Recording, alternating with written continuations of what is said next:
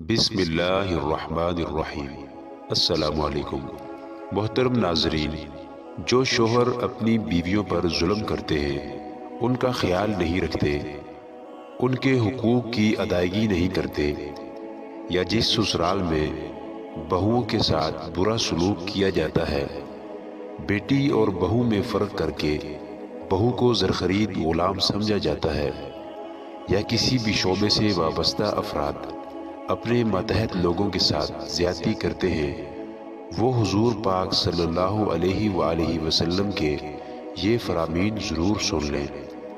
محترم ناظرین، حضرت ابن عباس رضی اللہ تعالی عنہ سے روایت ہے کہ نبی کریم صلی اللہ علیہ وآلہ وسلم نے حضرت معاذ بن جبل رضی اللہ تعالی عنہ کو جب گورنر بنا کر یمن بھیجا تو حضرت معاذ بن جبل رضی اللہ تعالی عنہ اپنی سواری پر بیٹھے ہیں۔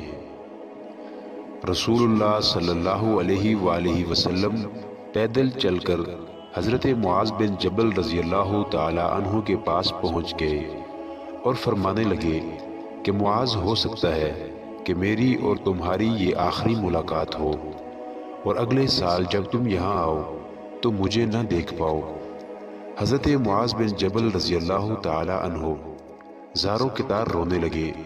حضور پاک صلی اللہ علیہ وآلہ وسلم نے یہ بات بتلا کر حضرت معاذ رضی اللہ تعالیٰ عنہ کو وصیت کی اور انہیں ہدایت فرمائی کہ مظلوم کی بد دعا سے ڈرتے رہنا، کیونکہ اس کے اور اللہ تعالیٰ کے درمیان کوئی پردہ نہیں ہوتا، یعنی وہ فوراً پروردگار تک پہنچ جاتی ہے اور ظالم کی تباہی ہوتی ہے۔ اس کا یہ مطلب نہیں کہ ظالم کو اسی وقت سزا ہوتی ہے، بلکہ اللہ پاک جس طرح چاہتا ہے ویسے حکم دیتا ہے، کبھی فوراً سزا دیتا ہے، کبھی ایک مدت کے بعد، تاکہ ظالم اور ظلم کرے اور خوب پھول جائے، پھر اس وقت اچانک وہ پل بھر میں پکڑ لیا جاتا ہے۔ محترم ناظرین، جن بیویوں کو شوہر پیستے ہیں، جن سسرالی گھرانوں میں بہوؤں کی تذلیل کی جاتی ہے، یاد رکھو وہ بہویں مظلوم ہیں۔ اگر ان کے منہ سے نکلی ہوئی آہ تمہیں دنیا میں نہیں ملی تو وہ سب آہیں جمع ہو کر آخرت میں تمہیں برباد کر دے گی۔ اللہ کے پاس کسی حکمت کے تحت دیر ہے اندھیر نہیں ہے۔ جن جن بہوؤں کو گھر لا کر جیٹھ اور نند کے کپڑے دھلائے جاتے ہیں، جن گھروں میں بہوؤں کے ساتھ کام والیوں سے بھی بدتر سلوک کر کے انہیں کھانا بھی برابر نہیں دیا جاتا، جن جن گھروں میں تمام کام تقسیم ہوتے ہیں صرف بہو کے لیے، اپنی بیٹی کے لیے نہیں ہوتے، اللہ کی قسم یاد رکھو، ان کی زبان سے نہیں، ان کے دل سے نکلنے والی آہ تمہیں دنیا میں برباد کر کے رکھ دے گی، نہیں تو آخرت میں رسوائی تمہارا مقدر بن جائے گی۔ محترم ناظرین، عموماً دیکھنے میں یہ بات سامنے آئی ہے کہ جو ساسیں اپنی بہوؤں پر ظلم کرتی ہیں انہیں اچھی موت نہیں نصیب ہوتی، یا تو ان کے گردے فیل ہوتے ہیں یا کوما میں چلی جاتی ہیں۔ دنیا میں اللہ انہیں ذلیل کر کے پھر اپنے پاس بلاتا ہے، یعنی انہیں سکون کی موت نصیب نہیں ہوتی، خاتمہ بالخیر نہیں دیکھ سکتی۔ اگر کسی کو یقین نہ آئے تو آج سے ہی اپنے اپنے خاندانوں میں اس بات کا مشاہدہ کرنا شروع کر دیں۔ محترم ناظرین، اللہ سبحانہ و تعالی ظلم پر راضی کیسے ہو سکتے ہیں؟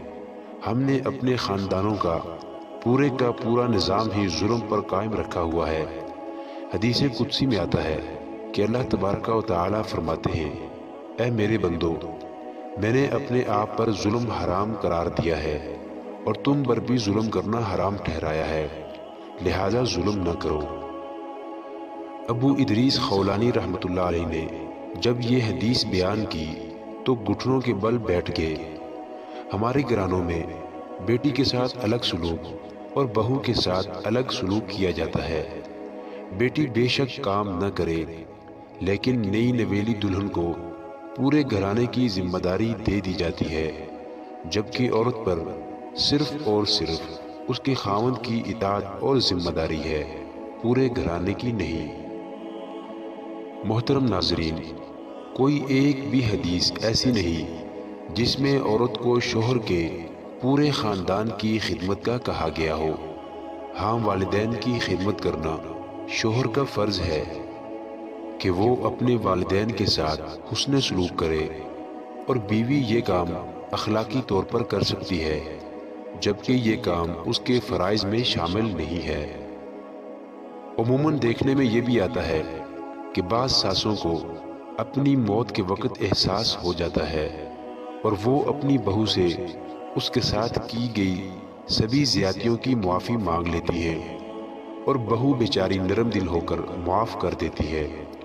لیکن جن ساسوں کو معافی کی بھی توفیق نہیں ملتی اور وہ اپنی کی گئی زیادتیوں پر ڈٹائی سے کام لیتی ہے، تو انہیں یہ بات یاد رکھنی چاہیے کہ حقوق اللہ، یعنی جو اللہ کے حقوق ہیں، ان میں اگر کوئی کمی کوتاہی ہو جائے تو اللہ تعالیٰ جسے چاہے معافی دے سکتے ہیں، لیکن حقوق العباد یعنی جو بندوں کے حقوق ہیں، ان کے بارے میں سخت پوچھ ہوگی۔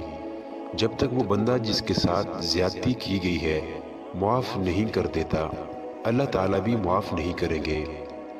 اللہ تعالیٰ نے خبردار کیا ہے کہ وہ ظالم کو پسند نہیں کرتا، اس کی دونوں جہانوں میں کامیابی ناممکن ہے اور اس کی کبھی مدد نہیں کی جائے گی۔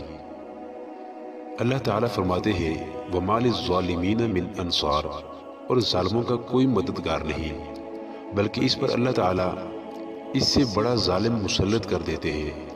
ارشاد باری تعالیٰ ہے، اور اسی طرح ہم بعض ظالموں کو بعض کے قریب رکھیں گے۔ امام ابن کثیر رحمہ اللہ اس آیت کی تفسیر میں لکھتے ہیں کہ یعنی ہم ظالموں کو ظالموں پر مسلط کر دیتے ہیں، ظالموں کے ذریعے ظالموں کو ہلاک اور ظالموں کے ذریعے ظالموں سے انتقام لیتے ہیں۔